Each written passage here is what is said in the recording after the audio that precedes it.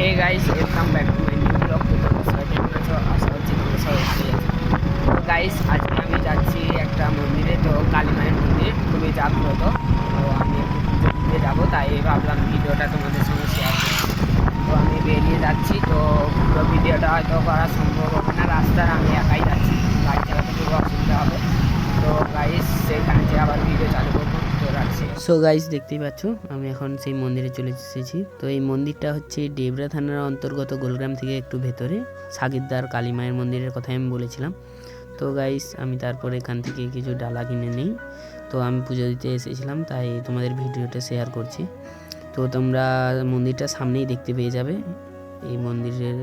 তো আমি ডালা কেনা হয়ে যেতে আমি মন্দিরের দিকে গেলাম। তো আর গাইস বলি, এই মা হচ্ছে প্রায় 70-80 বছরের কোনো, শুধু যা এই মাকে কালী পুজো থেকে 1 মাসের মতো এখানেই থাকে, তারপর আবার বিসর্জন দেওয়া হয়।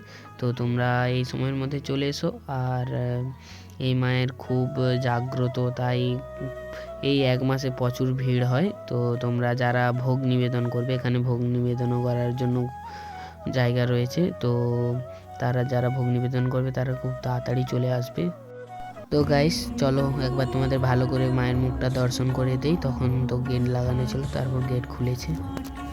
মা সবার মনস্কামনা পূরণ করে, সবাই মায়ের কাছে মানত করতে পারো। তো গাইস, আজকের ভিডিও এই পর্যন্তই ছিল। চলো টাটা।